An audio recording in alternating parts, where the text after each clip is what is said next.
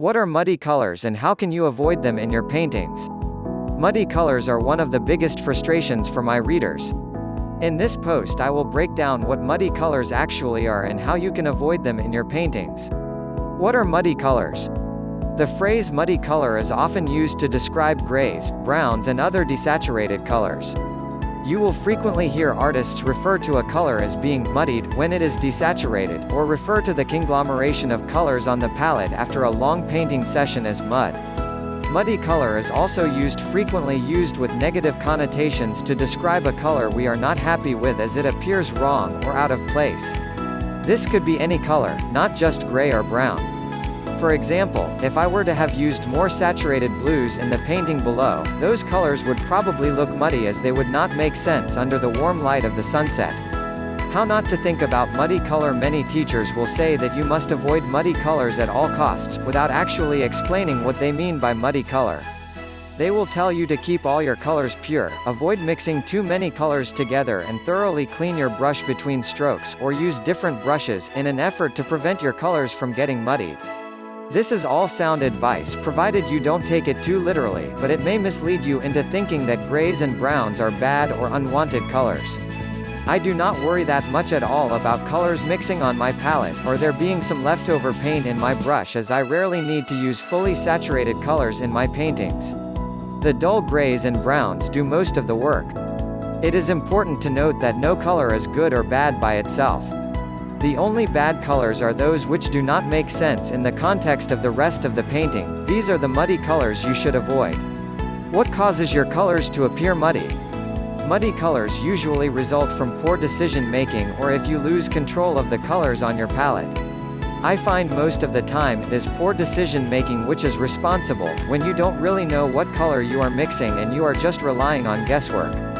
Color management on your palette is important, but not nearly as much as some artists make out. If you ever find yourself being unable to manage the colors on your palette, simply scrape down an area so you can restart your color mixing there. Below are photos of my palette during one of my paintings. It looks like complete chaos, but I understand what is going on with all the colors and it makes sense to me.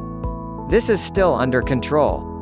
Some common situations which may result in your colors appearing muddy are as follows. A saturated blue under a very warm light source, this would look very out of place.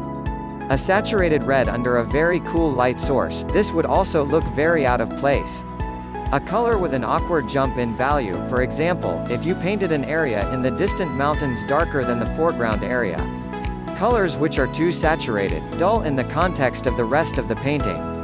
Going against the warm light, cool shadow, and vice versa guideline may result in your colors appearing muddy. For example, using warm shadows with warm lights. Or cool shadows with cool lights. Tips for avoiding muddy colors. Here are some tips for avoiding muddy colors in your painting. Use a limited color palette, as it makes it much easier to control your color mixing. Learn color theory, so that you can understand what color you need to mix rather than relying on guesswork. Don't worry about all your colors mixing on your palette, as long as you retain some kind of control. If you have lots of muddied colors on your palette and you need to use some more saturated colors in your painting, then all you need to do is scrape away a small area and place some fresh paint from a tube. Mixing the right color is only half the battle. You also have to make that color work with the rest of the painting. The right color in the wrong context is not the right color. Thank you for feeling our sharing.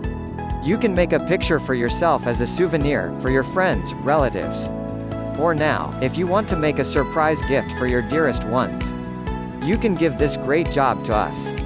Please send us your most favorite photo and we will choose the best artists to convert into a work of art by hand painting. Your loved one will certainly be very happy to have this meaningful gift. Right now click on the link below the description. And enjoy! If you enjoy this video, please like and subscribe for more, or share to help more people. Thank you so much. I attached link below description. Access now and follow it. Thank you.